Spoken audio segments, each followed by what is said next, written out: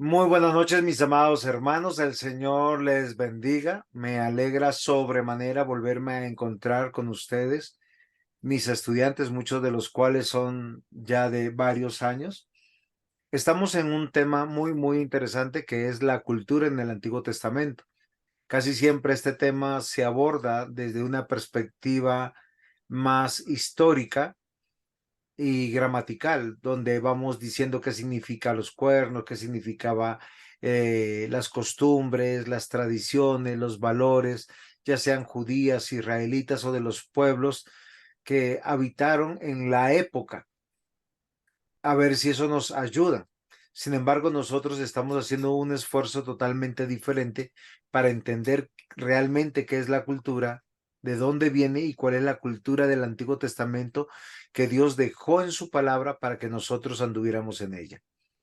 Entonces, entendiendo estas cosas y antes de comenzar y continuar con la clase, vamos a pedirle a nuestro presbítero Jairo Mancipe que nos ponga en las manos de nuestro Dios y oremos. Señor Dios y Padre nuestro, te damos gracias por cada día que nos das y por momentos especiales que podemos dedicar para que tú nos hables de tu palabra, de tu plan y de, Señor, el desarrollo de este plan en la historia. Historia que vamos a conocer a través de los relatos que has dejado en tu palabra y, Señor, tal vez a través de nuestra vida misma, conociendo, Señor, que es el mismo contexto y la misma intención que tú tienes tanto para tu pueblo en el Antiguo Testamento como para nosotros el día de hoy. Señor, permite que cada uno de los que se congregan alrededor de esta clase puedan entender, podamos ser iluminados con tu palabra y, Señor, vivir conforme a tu voluntad. En tus manos está esta clase, la vida de cada uno de los que están presentes, los que se conectan en diferido y pues la vida del pastor Juan José que, Señor, ilumínalo también para que sea un buen expositor de tu palabra y ojalá y sea entendida por cada uno de nosotros. En el nombre del Señor Jesús. Amén. Amén. Muy bien, yo quiero partir y recordar algunas cosas. ¿Qué es cultura? La cultura es definida como un conjunto de valores, creencias, costumbres, tradiciones y prácticas que caracterizan una sociedad o grupo humano en particular. Si nosotros comprendemos esto, yo quiero que ustedes comprendan también que Dios en su palabra nos dejó la cultura del reino de los cielos. Eso debe ser claro para nosotros. ¿Qué significa? Que las épocas pueden pasar. ¿Qué significa más? Que la tecnología puede cambiar. Si cambia la tecnología, cambiarán nuestras creencias, cambiarán nuestros valores. Es algo que yo quiero llamar su atención. Cambiarán nuestras costumbres, nuestras prácticas. La sociedad o el grupo humano que habitó en la antigüedad, que habitó en los tiempos de Jesús y que habitó en nuestros tiempos o que habita en nuestros tiempos es otro. En términos pragmáticos y generales, tenemos que decir que no. Siempre ha estado el grupo de los que creen en Dios y dependen de Dios y son familia de Dios. Y está el otro grupo, con los cuales posiblemente nuestro sentido común nos llama la atención y nos dice, oye, ellos son muy parecidos a nosotros o nosotros muy parecidos a ellos. Sin embargo, a lo largo de nuestras clases hemos tenido que definir algunas cosas importantes, que Dios trajo su disciplina, su ira sobre este mundo, manifestando que la cultura del reino se expresa por lo menos en las tres instituciones que nosotros vemos, el hogar, la iglesia y el Estado, entendiendo que todas ellas están bajo el gobierno de Dios. Si nosotros entendemos esto, mis amados hermanos, tenemos que considerar seriamente nuestra cristiandad y si realmente nosotros somos cristianos. si realmente nosotros estamos bajo el gobierno de Dios.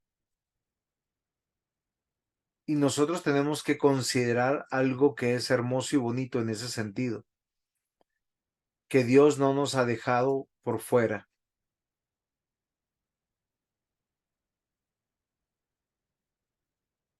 ¿Alguna pregunta hasta aquí?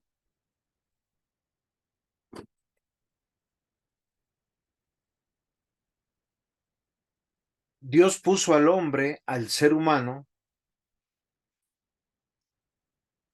para revelar su reino en medio de tres instituciones: el hogar, la iglesia y la nación. En estas tres instituciones se debe manifestar una relación verdadera, diaria, y la adoración. Los miembros del reino de Dios, la familia de Dios, tienen vidas particulares y personales, llamados a un tiempo de adoración especial y litúrgica y cúltica. ¿Por qué les digo esto? Porque nosotros hace 8 días hablamos del hogar. Dios es el que da el esposo, Dios es el que da la esposa. Dios a muchos hogares bendice con hijos, a otros no. Hay otros que no se casan, pero todos viven en algún lugar, pero todos están estrechamente relacionados con el gobierno de Dios y tienen un propósito. Ese propósito es esa relación con el Dios verdadero y la adoración. De esta manera, mis amados hermanos, nosotros tenemos que comprender que casi nuestra conclusión final sería: hasta que el día que vamos a morir, estamos llamados a adorar. ¿Preguntas hasta aquí? ¿Aportes?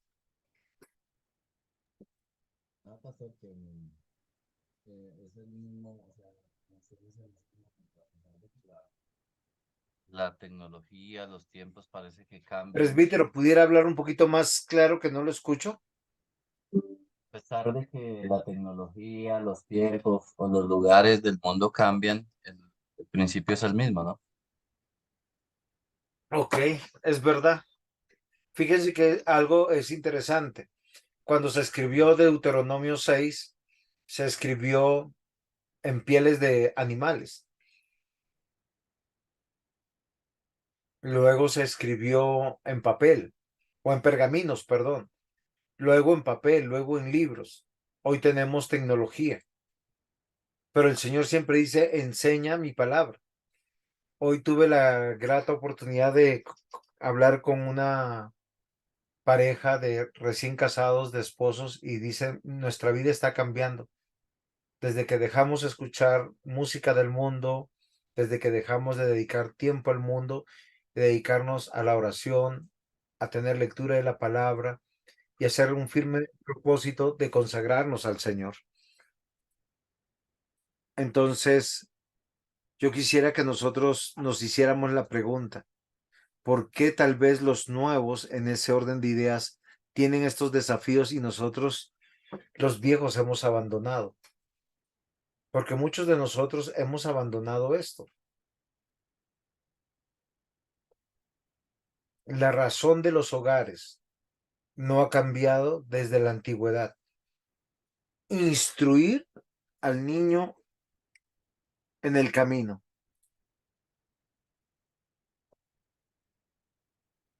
Si es así o no es así,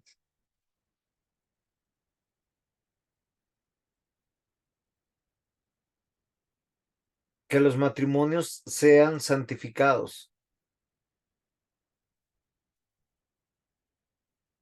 que nosotros cada día podamos conocer y vivir para el Señor. Usted sabe que esas son de las cosas que más marcan nuestras vidas. Hoy nos toca hablar de la adoración, porque con nosotros, cuando hablamos de la institución de la iglesia, no estamos hablando de la familia de Dios ni del reino de Dios, sino de la adoración. Y desde Génesis, el hombre fue ordenado y enseñado para vivir bajo la dirección de Dios y adorar en una relación permanente. Recuerden que el capítulo 1 nos habla de la creación de Dios y el capítulo 2 ¿de qué nos habla?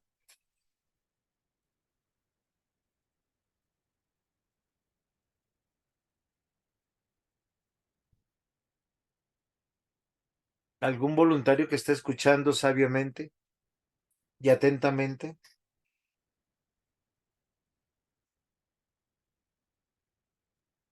Sí, pastor, estamos escuchando, pero estamos echando cabeza. Que fue, creo que es parte de creo que es la parte donde Dios termina la creación y luego empieza a hablar con el tema del pecado o algo así. Ok, Natalie, el pecado entra hasta el capítulo 3. Sí, señor. El capítulo 2 hace un ejercicio diferente. Carlitos, te escucho. Y Alex, te escucho. Eh, el hombre en el huerto del Edén, pastor, el 2 Sí. y el 3 habla de la descendencia del hombre. Estamos hablando del 2 nada más, pero quiero que hagamos un ejercicio. Alice, cuéntanos. En el capítulo 2 ya nos habla de la composición de la familia, que el hombre dejará a su padre y a su madre y se unirá a su mujer y los dos serán una sola carne. Nos habla también de que el Señor plantó un huerto. Ok. Miren, yo quiero que consideremos y aprendamos algo. En la escritura no existen las casualidades. Las reiteraciones tienen siempre un propósito de aprendizaje y de enseñanza para nosotros. Capítulo 1 nos da el detalle de la creación y Dios pone al hombre en el huerto del Edén para que sea su virrey, para que señoree.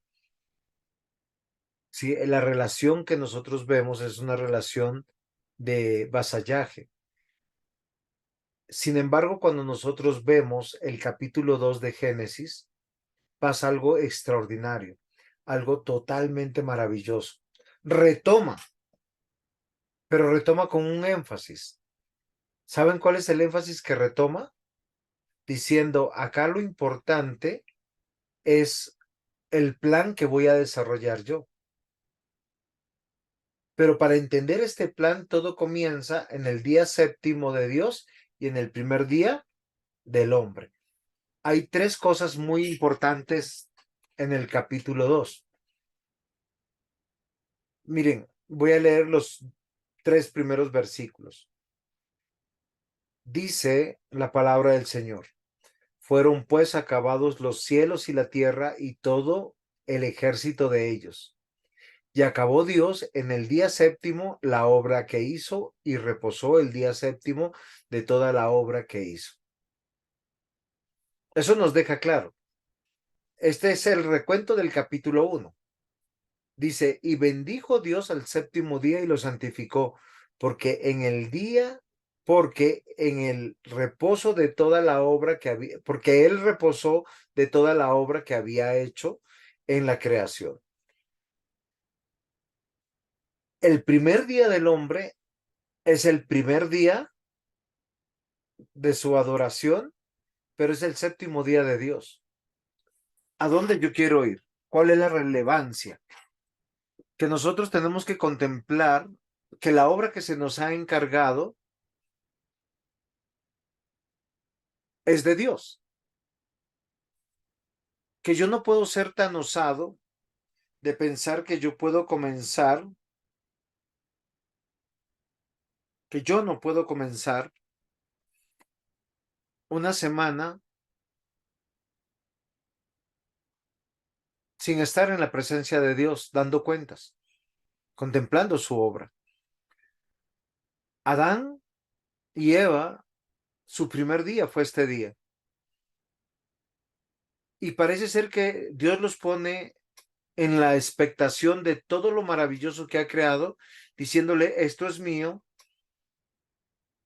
y la relación que ustedes tienen conmigo, porque Dios se presenta como Dios creador, soberano, todopoderoso, pero alguien que debe de ser adorado.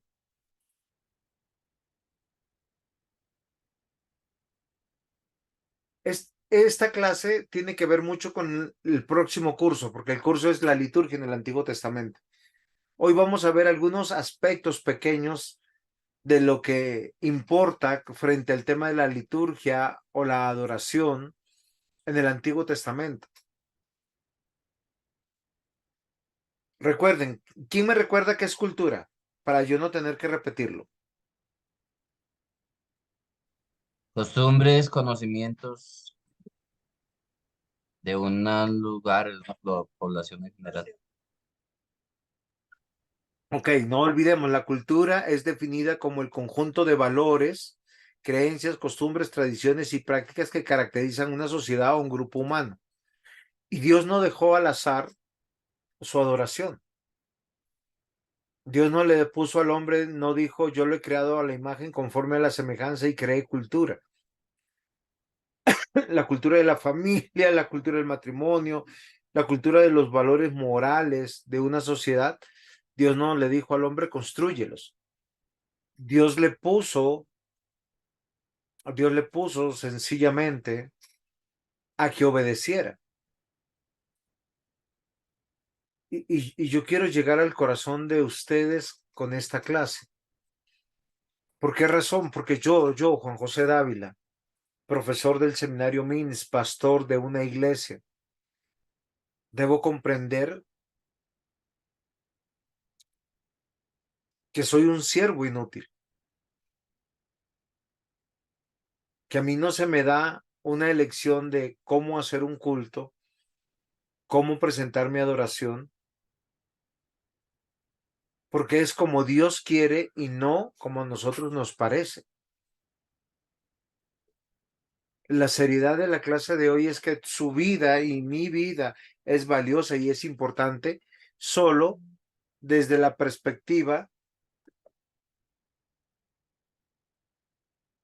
si nosotros realmente somos hijos de Dios y vivimos para el Señor,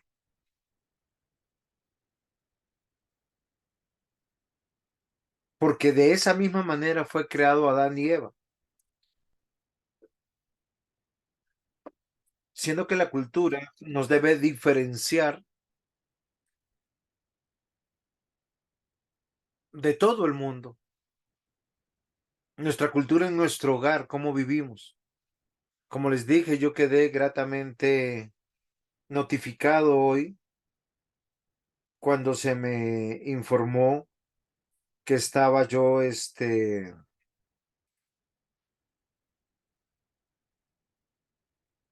viendo que esta pareja que les digo está comenzando a leer seriamente la escritura, están viviendo para Dios.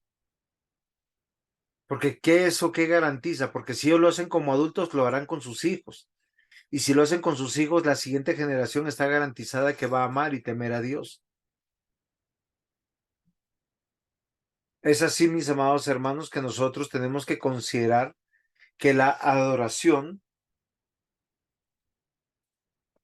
es una actividad humana que es dinámica a lo largo del Antiguo Testamento. Yo no sé si usted se ha puesto a pensar de esta manera, porque a veces nosotros pensamos y reducimos la adoración, en muchas iglesias lo reducen al tiempo de la alabanza. Y yo pregunto, ¿será que eso es así? ¿Será que nosotros tenemos que considerar que la adoración solamente es algo porque la palabra dinámica presupone unos sinónimos: diligencia, disposición, solicitud, afanosa, eficiente,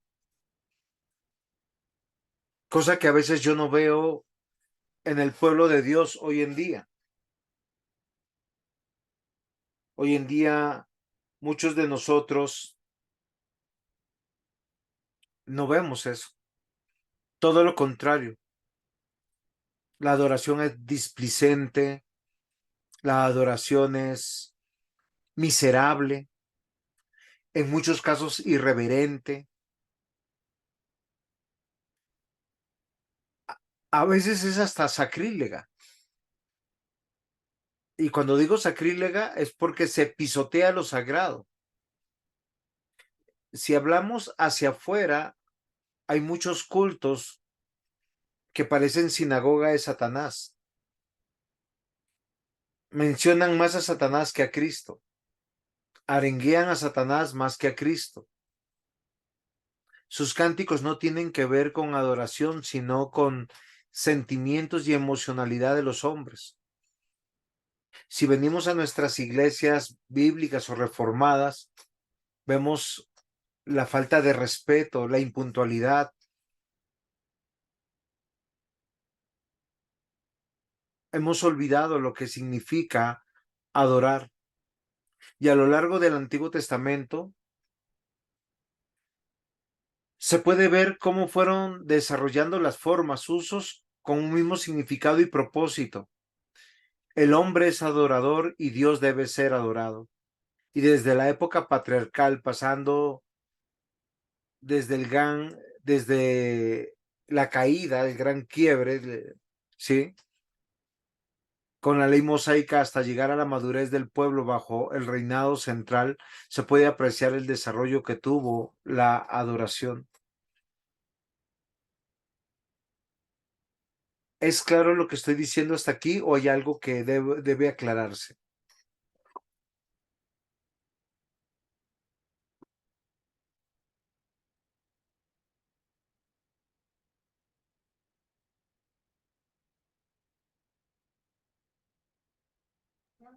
No, pastor, hablando del tema patriarcal ahorita, pues todo está en contra, ¿no? Con lo del feminismo y estas cosas. Y lo que usted dice es cierto, nosotros no necesitamos ir a otras iglesias para ver cómo invocan más al diablo que a Dios. Ok. ¿Por qué yo quiero llamar su atención? Porque nosotros deberíamos estar entrenados y capacitados para adorar a Dios. La importancia y su significado de a quién yo me presento.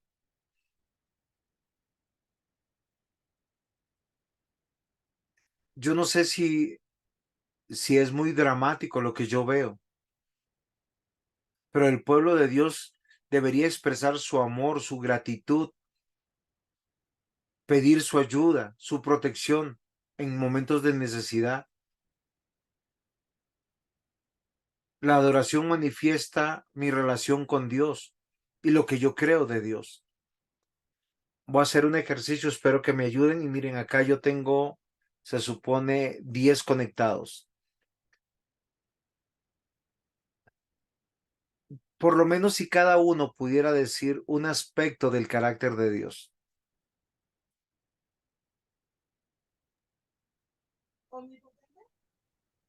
No es del carácter, ¿Quién se que es puede? longánimo, Muy bien. verdadero. Longánimo, listo. Voy a traducir longaminidad. Es paciente. Listo. ¿Quién más? Misericordioso. Misericordioso. ¿Quién más? Santo. Muy bien. ¿Quién más? Soberano, soberano, Bondadoso. ¿Me repiten los dos Misericordioso. últimos? Bondadoso. Él es bueno. soberano, Soberano, bondadoso. ¿Quién más?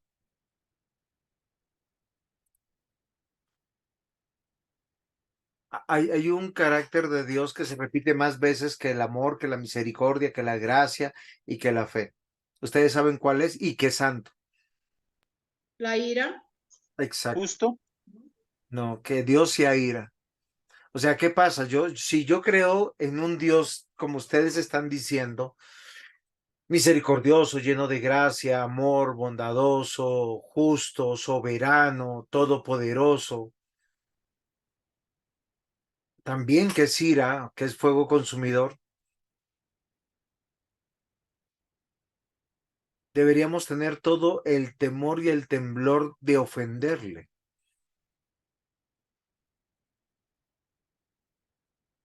porque de eso se trata la adoración.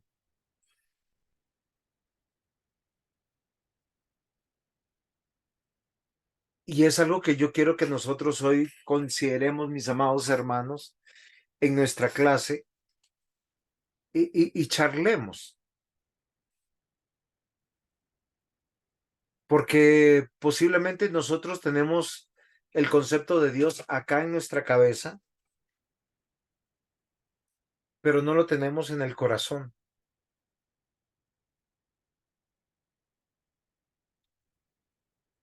Si ustedes tuvieran jefes bravos y les dice mañana lo veo a las 8, les aseguro que no llegan a las 9, ni a las 8:01. Cuando uno tiene jefes bravos, uno llega media hora antes. Dios nos ha puesto una cita para adorarle a Él. ¿Qué significa adorar? En toda su expresión de la palabra es lo que yo les decía, darle gracias, suplicarle, orarle, presentarle nuestras ofrendas. Por lo menos en el caso de mi iglesia, yo he suplicado a los hermanos que es mejor presentar la ofrenda en dinero contante y sonante. ¿Por qué razón? Porque eso me implica sacar el dinero, traerlo y apartarlo y decir, esta es mi ofrenda. Es el lugar donde Dios me dice que yo estoy invirtiendo en el reino de Dios, donde yo digo, es mi familia y con quien yo voy a resucitar. Y yo quiero que nosotros veamos en todo el Antiguo Testamento, a pesar que tenemos 3 épocas diferentes, la era patriarcal, la era del tabernáculo y la era del templo, pero es como Dios dispuso relacionarse y ser adorado, pero siempre puso autoridades representativas. Esto no es machismo ni feminismo, tiene que ver con otras verdades teológicas. El Señor dice a través del apóstol Pablo que primero creó al hombre y después a la mujer, y que el hombre se le demanda que sea ese ejemplo, que tenga esta dignidad. No es porque sea mejor que la mujer, y no es porque sea la mujer inferior al hombre tampoco, sino porque es el diseño de Dios. Y Dios puso autoridades en su pueblo para guiar y dirigir al pueblo a su presencia. Y acá en pantalla ustedes ven hacia donde estoy señalando la era patriarcal, la era del tabernáculo y la era del templo. Ahora, es diferente en el Nuevo Testamento, eso es verdad. ¿Por qué? Porque todo lo que anunciaba las ceremonias litúrgicas fueron cumplidas en la persona de Cristo, lo que quiere decir que la manera como se adoraba en el Antiguo Testamento apuntaba a Cristo. ¿Es claro, mis amados hermanos, o hay alguna pregunta?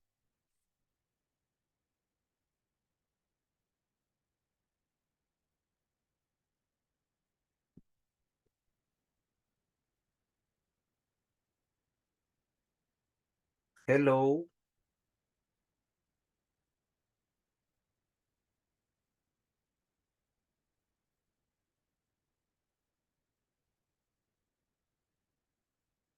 No, señor. ¿No es claro? ¿Qué hay que aclarar, Jenicita? No, que no hay ninguna pregunta, pastor. Ok. Miren lo interesante, desde el libro de Génesis se manifiesta que nadie podía acercarse a Dios sin una ofrenda o un sacrificio. Y es muy interesante porque, ¿quién me saca la duda más o menos aproximadamente cuánto tiempo duró la era patriarcal?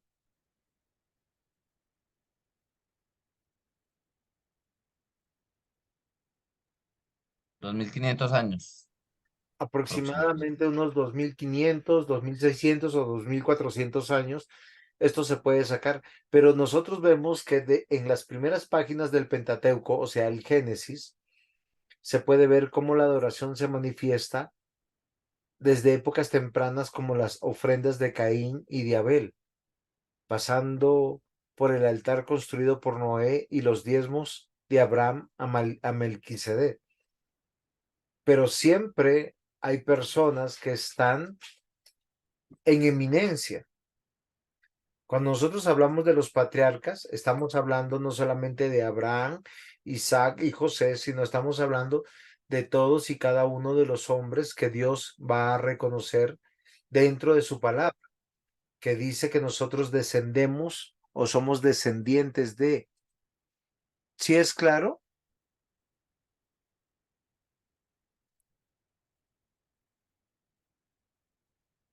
Siempre en las genealogías vemos una lista de nombres de varones. Ahora, esto no es en detrimento de la mujer, ni más faltaba. Lo único que está mencionándonos es que hay un linaje, que hay un padre que enseñó a su hijo, este hijo enseñó a su hijo y su hijo a su vez a su hijo y así a su hijo, desde Adán hasta Matusalén, y Matusalén es el hombre que vivió más años sobre la tierra hasta que vino el diluvio con Noé. Pero todos y cada uno de ellos, para acercarse a Dios, para agradecer, para pedir su dirección, ¿qué era lo primero que tenían que hacer? ¿Quién me ayuda? Hacer ofrendas de paz. Ok, hacer sacrificios, holocaustos. ¿Por qué yo les pregunto esto? Porque a veces nosotros nos atrevemos a hacer planes sin Dios. Nos atrevemos a hacer planes en nuestras fuerzas. Cuando lo que nosotros deberíamos primero, Señor, aquí estoy, vengo a adorarte, vengo a contemplar la obra que tú has hecho primero en mi corazón, la que tú estás haciendo en medio de mi familia. Y yo quisiera, por las misericordias de nuestro Dios, que tomemos con seriedad esto, porque eso es lo que nos muestra la era patriarcal. Para dirección, gratitud, arrepentimiento, siempre fue a través de un holocausto. Obviamente nosotros nos damos cuenta en toda la escritura que nos enseñan del Cordero de Dios y nos enseña del símbolo que apunta a Cristo. Pero fácilmente nosotros hoy en día olvidamos esto. Y en muchos casos nos convertimos en personas sacrílegas porque pisoteamos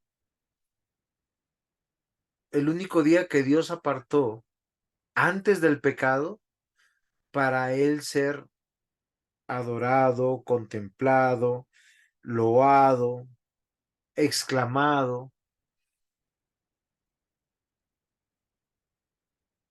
¿O no es así? La era patriarcal nos va enseñando que toda la vida se resumía en si Dios aceptaba y si era de agrado nuestra vida como seres humanos. Porque cuando Dios se agrada de nosotros, se agrada de nuestras acciones de adoración para Él. Yo no sé si no nos hemos dado cuenta que toda la vida de Abel y toda la vida de Caín se resume en el capítulo 3 de una manera hasta, yo no sé cómo decía, impactante. Caín y Abel presentaron ante Dios sus ofrendas.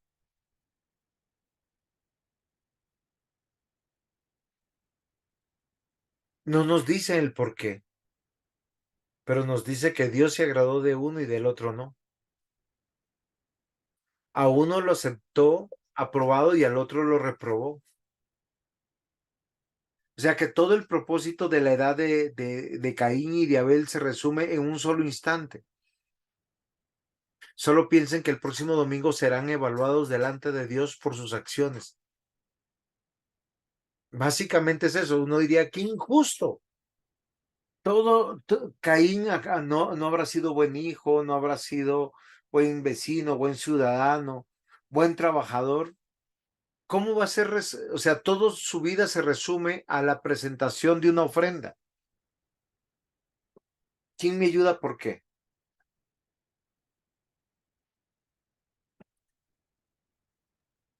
Porque era la cultura, pastor. O sea, era el propósito que Dios había organizado. Ok, excelente, presbítero. Es la cultura que Dios demanda de nosotros. Se lo pongo de este tamaño. Nosotros tenemos que considerar que todo lo que hemos hecho en esta semana, tendremos el próximo domingo que presentarlo delante de Dios y Dios se agradará o no de esto, porque esa es nuestra adoración. Venimos en el único sacrificio de Cristo, eso es verdad. Pero el creyente tiene que estar convencido que vine a presentar, ¿sí?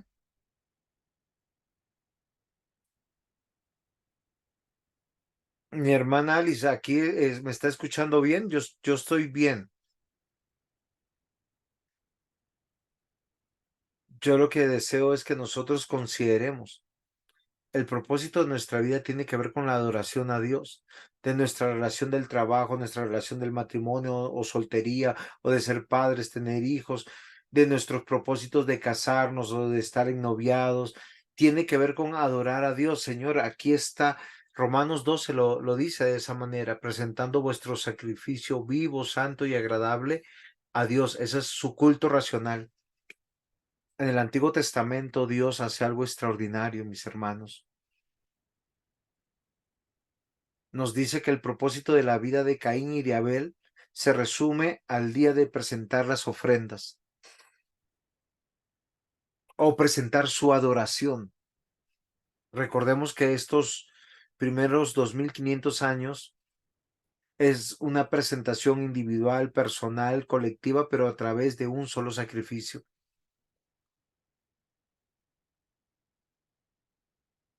Noé, después de 150 días de estar en el arca, bajó e hizo una multitud de holocaustos, agradecido a Dios por su protección, edificando un altar. ¿Ustedes se imaginan? Yo quisiera que fueran, no ahora, sino apuntaran y buscaran en Génesis, cuando él baja, sí, y Noé edifica un altar para Dios.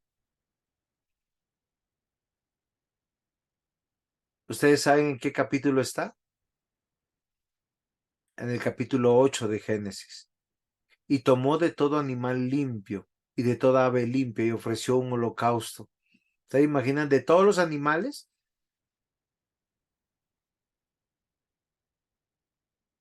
Hemos olvidado que nuestro culto de adoración es para eso. A veces muchas iglesias hacen un culto para recaudar fondos, porque su énfasis es el diezmo. Para otros es el hacer milagros. Para otros es el reprender a Satanás. Pero ninguno de esos propósitos está en el Antiguo Testamento, la adoración. Abraham dio el diezmo del botín de guerra a Melquisedec. Jacob adoró a Dios en respuesta al sueño donde Dios se le reveló. Entonces nosotros tenemos que considerar algo que es muy importante. Estos 2500 años nos llama la atención a la adoración que es a Dios el que gobierna y controla todo. Nosotros somos sus vasallos. Su palabra dice, Él reina. Hay un representante y hay un pueblo que está llamado a adorar. Y cuando no lo hacemos, nos va mal.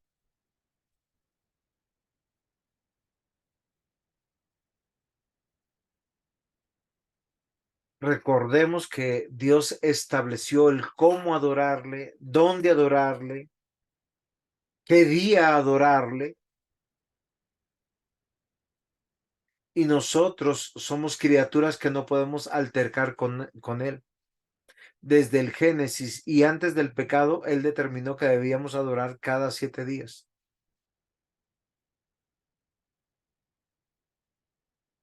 ¿Preguntas hasta aquí?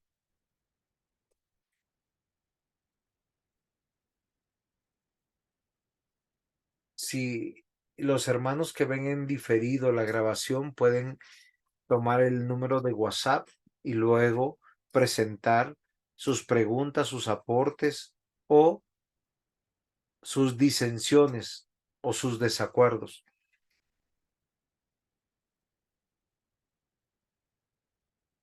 Dios puso a Moisés cuando reunió a su asamblea para adorar. Esta es la era del tabernáculo.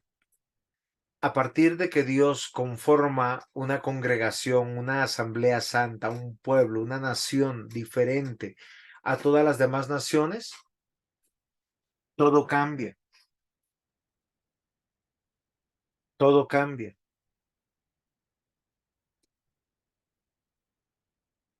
Nosotros entendemos que desde Adán hasta Jacob hay vasallaje. Perdón que aquí tengo un error en la siguiente diapositiva, porque es de Jacob hasta nuestros días. ¿Qué significa la palabra vasallaje? Que aquel que adoramos no solamente es Dios, es Rey de Reyes, es Señor de Señores, soberano y gobierna sobre nosotros. Y Él hace como Él quiere, con quien quiere y donde quiere. Nos daremos cuenta de algo muy interesante, que la realidad de la adoración litúrgica es el conjunto de prácticas establecidas que regulan el culto. Como no estamos en un curso de liturgia, no vamos a hablar de esto, sino lo que nosotros tenemos que entender algo muy importante. Los holocaustos, los sacrificios, el que tengamos un sacerdocio y un servicio levítico, hace que el tabernáculo sea totalmente diferente a la primera parte de la adoración de estos 2500 años, porque se preserva un linaje, una familia, una casta que adoraban a través de la representación de sus varones. Pero cuando surge la nación, el pueblo, la asamblea, la congregación de Dios en el Antiguo Testamento, Dios manda a edificar un tabernáculo según lo que la Biblia enseña. Es un santuario terrenal inspirado por Dios y ordenado para su construcción, donde el pueblo o los que pertenecen al reino de Dios están en la obligación de sostener, velar, cuidar y hacer todo lo que se demande. Y se demanda de ellos, escúchenme bien, mis amados hermanos, más del 10%. Es casi el 35% de toda la economía del pueblo en favor de la adoración de Dios. Porque Dios condena nuestro amor al dinero y una vida lejos del propósito del reino de Dios. Por eso Santiago en el Nuevo Testamento dice: ¿de qué vale ganar el mundo y perder nuestra alma? Porque muchas personas abandonan todo propósito del reino de Dios por fijarse en las metas de este mundo. Dios llama a una parte menor del pueblo para el servicio en el tabernáculo, como hoy en día solo se llaman a los pastores, presbíteros y diáconos a un servicio exclusivo. En el Antiguo Testamento se llaman sacerdotes y levitas de una misma familia, y nosotros hemos olvidado eso. Y solo nos hemos quedado simplemente como lo del Antiguo Testamento. Éxodo 25 nos va a decir claramente que en el tabernáculo se presentarían todas nuestras ofrendas. Y aquellos que fueron puestos ahí, ellos reclaman su ofrenda. Este tabernáculo es manifestado con un propósito de mostrar el deseo de Dios de habitar en medio de su pueblo, pero también va a demarcar gravemente la separación de la presencia de Dios de todo aquello que esté impuro, de todo aquello que no esté justificado. El tabernáculo también era conocido como el tabernáculo de reunión, el lugar donde la congregación de Israel llevaba sus ofrendas, sacrificios, para presentarlos a Dios. Pero queridos hermanos, aunque generalmente era un cordero, un animal puro sin defecto, habían chivos, becerros, toros, pero todo esto estaba legislado dentro de la palabra de Dios, particularmente en Levíticos. Amados hermanos, Dios habita en medio de nosotros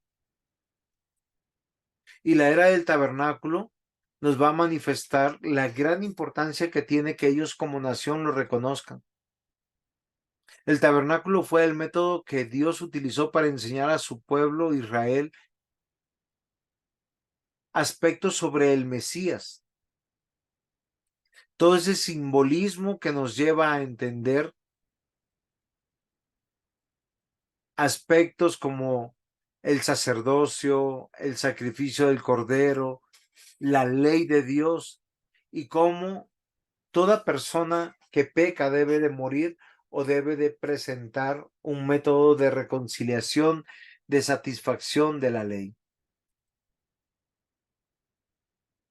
Dios determinó las razones del tabernáculo, sus dimensiones, tamaños, materiales, quiénes podían, quiénes no podían entrar, quiénes podían servir, quiénes no podían servir. Y todos fueron llamados a algo que es muy interesante, la obediencia. Si esto no queda claro para nosotros hoy, pues nosotros vamos a seguir manifestando rebeldía. Algunos símbolos que están revelados como el de Cristo.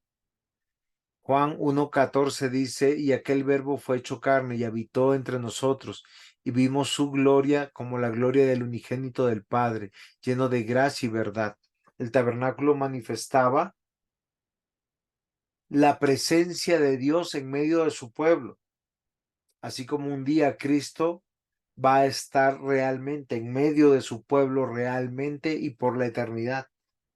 La encarnación simplemente fue un abrebocas, parte del plan, pero viene la plenitud del verdadero templo de Dios. La iglesia, Efesios 2:22, en quien vosotros también sois juntamente edificados para morada de Dios en el Espíritu.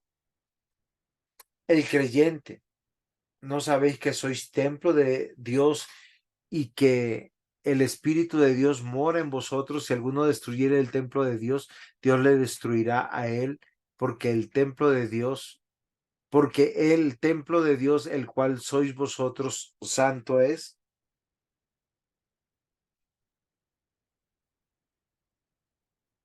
De las cosas venideras, Apocalipsis 21:3, y oí una gran voz del cielo que decía, aquí el tabernáculo de Dios con los hombres, y él morará con ellos, y ellos será su pueblo, y Dios mismo estará con ellos como su Dios. Sí, es verdad, hay una orden religiosa, unas ceremonias, unas fiestas, unas celebraciones, pero todo esto fue determinado por Dios. La cultura de la adoración fue determinada e impuesta por Dios, así como la del matrimonio, de la crianza de los hijos, de la soltería, de cada uno de los hogares. Por eso ahora que viene el templo tenemos que encontrar una diferencia entre el tabernáculo y el templo. En primer lugar, el tabernáculo fue un santuario móvil de adoración. El templo será uno fijo y determinado, por lo cual fue construido por el pueblo mientras viajaba hacia la tierra prometida, mientras que el templo fue construido como un lugar permanente de adoración. Esto apunta a que Dios habitará en medio de su pueblo permanentemente. Es un pueblo que adora. Y cuando nosotros recordamos el templo, mis amados hermanos, hay una particularidad. En la era del templo es una réplica del tabernáculo, pero con una estructura fija. Pero esta estructura fija va a determinar la ciudad de Dios, Jerusalén, va a determinar la acción de Dios y el lugar donde se le adora, y va a determinar la presencia de aquellos que sirven y presiden en el reino de Dios. Primera de Reyes 8:27. Pero es verdad que Dios mora sobre la tierra. He aquí que los cielos de los cielos no te pueden contener, cuánto menos esta casa que yo he edificado. Salomón comienza el capítulo 8 con una oración, pero aquí hace una reflexión, que el templo que nosotros vimos construido por Salomón, posteriormente se va a construir otro templo por Zorobabel después de la destrucción, y después posteriormente por un Herodes, pero todos ellos están apuntando a la presencia de Dios en medio de su pueblo. Primera de Reyes 6:11-14 dice: Y vino palabra de Jehová a Salomón diciendo: Con relación a esta casa que tú edificas, si anduvieras en mis estatutos e hicieres mis decretos y guardareis todos mis mandamientos, andando en ellos, yo cumpliré contigo mi palabra que hablé a David tu padre, y habitaré en ella en medio de los hijos de Israel, y no dejaré a mi pueblo Israel. Así pues, Salomón labró la casa y la terminó. Mis amados hermanos, hay algo que es muy interesante de la adoración, y es Dios está interesado y nos creó y nos ha diseñado a nosotros para que en nuestras mentes y en nuestros corazones comprendamos que nuestra fe nos lleva a acciones prácticas por el reino de Dios, sobre todo en que le rindamos culto o liturgia a nuestro Dios. Gracias, presbítero Jairo, por decirnos que la conexión está bien. Muchas gracias. Dios y su templo. Nosotros tenemos que entender que el significado bíblico del templo se usa para hablar de un lugar donde las personas veneraban a Dios, donde estaba su presencia y donde se daba a conocer cuál era su voluntad. Era el lugar central de toda la vida religiosa de Israel, así como el tabernáculo y así como los lugares de holocausto en las otras eras. Recuerden, la era patriarcal, la era del tabernáculo, ahora tenemos la era del templo. Pero ¿qué significa esto? Que la importancia de nuestra economía, de nuestra vida, de nuestra habilidad, tenía que ver con el templo de Dios. ¿Es claro hasta aquí, mis amados hermanos? ¿Hay alguna pregunta?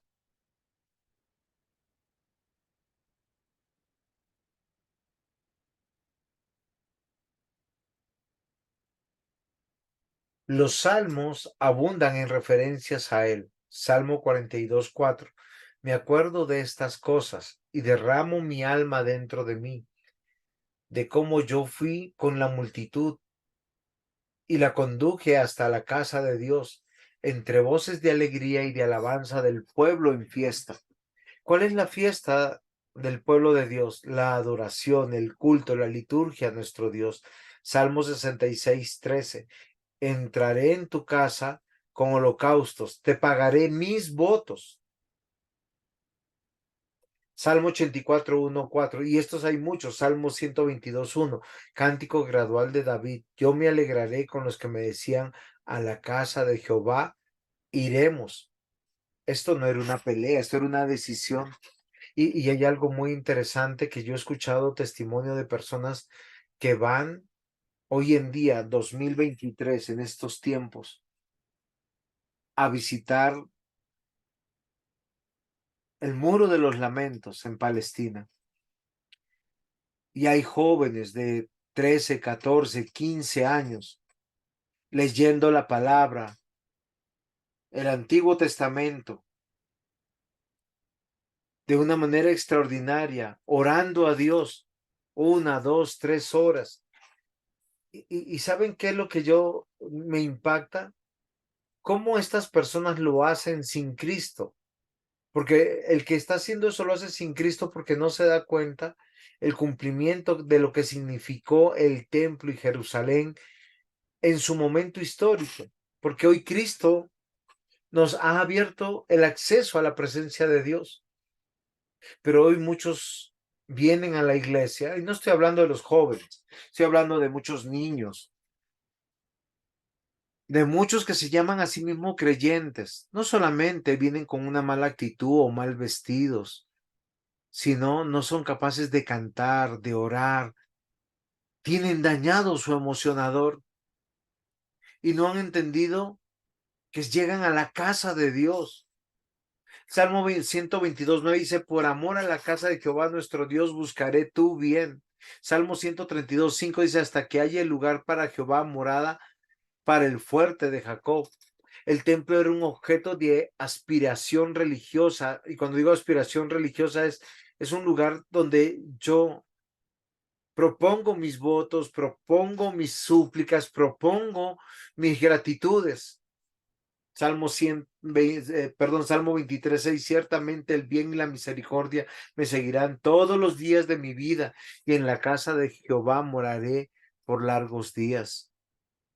Oh, mis amados hermanos, es que Dios llamó a los salvos a una configuración de adoración. El pueblo de Dios en el Antiguo Testamento entendía que en el templo Dios manifestaba su presencia, especialmente por medio de la nube de gloria.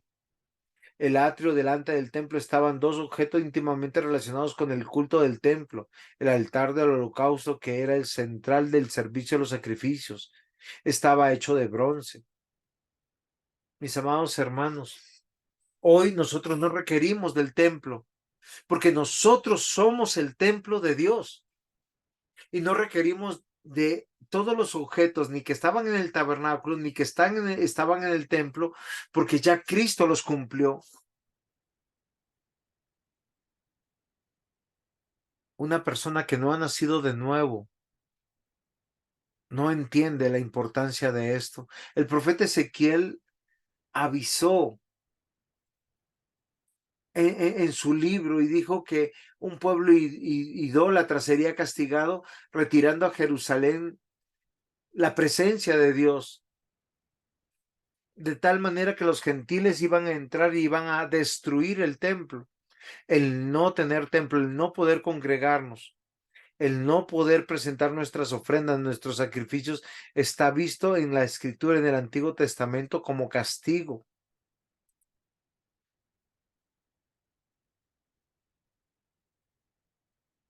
La adoración en el Antiguo Testamento era a través de ritos hechos por los sacerdotes y levitas en el templo, relacionado sí con el sacrificio eterno, pero estaba determinado por Dios para la muestra.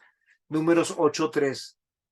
Y les dirás, esta es la ofrenda encendida que ofreceréis a Jehová: 2 corderos sin tacha de 1 año, cada día será el holocausto continuo. Y Éxodo 29:42. Esto será el holocausto continuo por vuestras generaciones en la puerta del tabernáculo de reunión delante de Jehová, en el cual me reuniré con vosotros para hablaros allí. Lo que quiere decir es que Dios nos habla en medio de su templo. Y la única manera que hoy, 2023, tenemos un templo es cuando los creyentes todos nos reunimos. Por eso todos los proyectos, todas las motivaciones, todo lo que deseamos debemos ponerlo en las manos de nuestro Dios a través de nuestra reunión congregacional. Así comenzó la historia de la creación en Génesis capítulo 2. Así continuó y ha continuado siempre. En la Biblia, el significado de la palabra templo siempre ha tenido un simbolismo espiritual con relación al cuerpo. Al igual que el tabernáculo, el templo de Salomón fue un lugar consagrado para la adoración de Dios Todopoderoso. De esta manera, Dios desea también que seamos un templo santo para Él.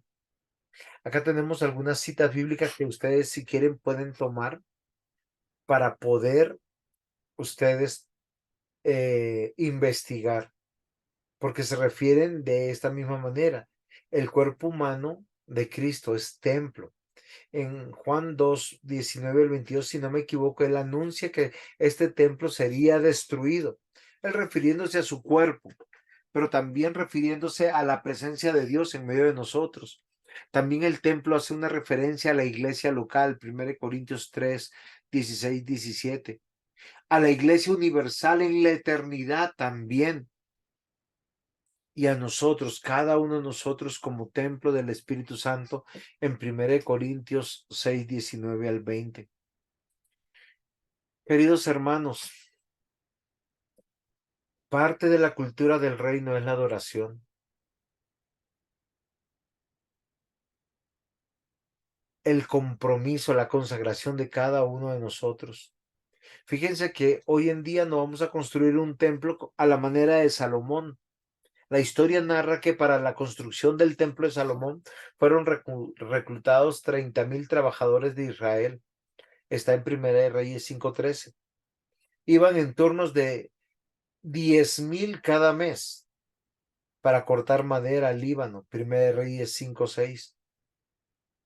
Yo pudiera seguir así con muchos detalles que hay en la construcción del templo. Uno de los detalles que me llamó la atención es que no se usaron martillos ni herramientas que pudieran producir ruidos, ya que las piedras se labraban en las canteras a muchos kilómetros de distancia y luego se traía. Hoy, yo no sé qué justifica que el templo de Dios no se reúna.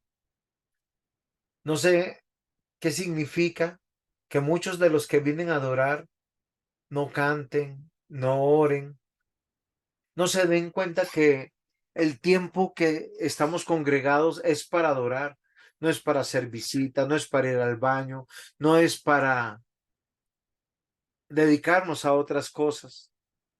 Hoy tenemos que considerar 1 Reyes 8, 22 y 25. Después de que el templo fue terminado,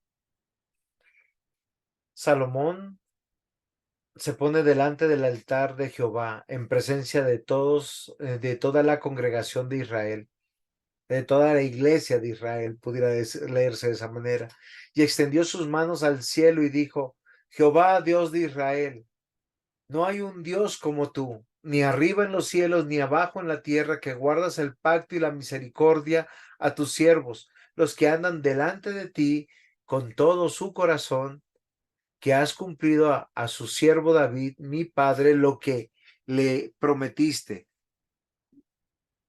Lo dijiste con tu boca y con tu mano lo has cumplido, como sucede en este día.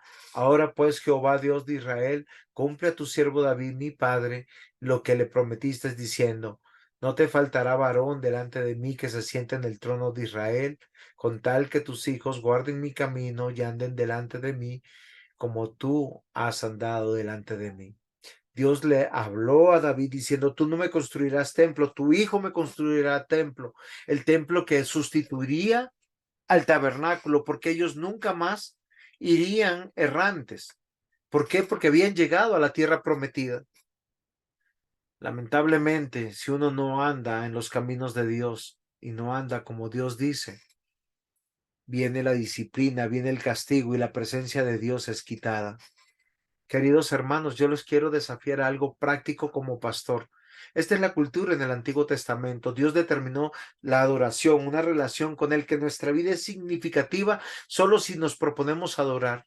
Entonces le digo, si estás buscando trabajo, busca trabajo para honrar y glorificar a Dios, para asistir a tu iglesia, para servir en tu iglesia. Si estás estudiando, honra a Dios, sea agradecido. Si te vas a casar o ya te has casado, que tu matrimonio sea para la gloria de Dios y no cuna de Satanás y de los pecados. Si tienes hijos, críalos para Dios. Este domingo y este sábado estaba en otra iglesia y yo les decía, ¿cómo es posible tener hijos que quieren alcanzar el éxito en el mundo a costa de sus propias almas? Prefieren dedicar el domingo a trabajos, a compromisos seculares, académicos, que adorar al Dios que les dio los dones, los talentos, las oportunidades. Mis hermanos, todo el Antiguo Testamento nos dice que Dios puso al hombre para que se relacionara y para que le adorara con nuestra economía, con todas las cosas. Una pequeña conclusión. La alabanza o adoración en el Antiguo Testamento no se hace énfasis en la danza, ni en los aplausos, ni en los ritmos, sino en el corazón libre de pecado, en la actitud interna de respeto y la obediencia, y en la expresión de la adoración con propósito. Así, cuando adoremos a Dios, debemos hacerlo con sinceridad y en santidad. Debemos adorarlo como un solo pueblo, con respeto y en armonía. Debemos hacerlo en obediencia para exaltar, honrar y reverenciar el nombre de Dios. Porque fuimos diseñados para vivir la cultura del reino y es una relación con Dios y en adoración. ¿Tienen preguntas, mis hermanos?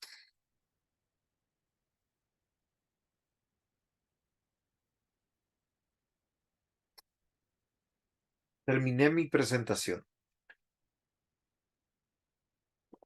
Aportes, conclusiones, algo que no quedó claro. ¿Qué aprendimos hoy?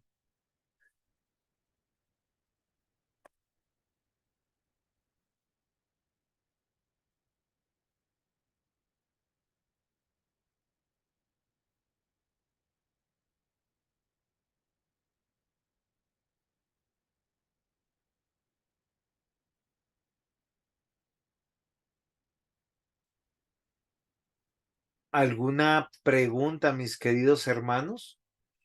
¿Algún aporte?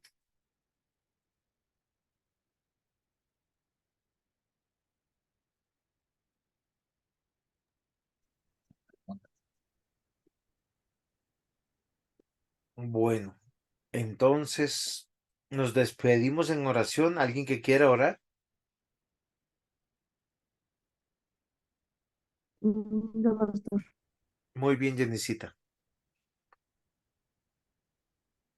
Señor Dios Padre Todopoderoso, gracias Señor por esta clase, gracias Señor por que Señor cada día podemos aprender más de tu palabra, gracias Señor por el pastor, por su clase, Señor, porque a través de él podemos aprender más sobre ti, Padre Santo, gracias por los hermanos que se conectan, Señor, tú eres bueno, Santo, Señor, te pedimos que nos cuides y nos protejas y permitas que podamos asistir el domingo a la iglesia para adorar también, Señor, compartir con los hermanos. En el nombre del Señor Jesucristo. Amén. Amén. Que el Señor les bendiga. Gracias, pastor. Hasta luego. Bendiciones para todos, Dios los guarde. Muy bien, Carlitos, gracias.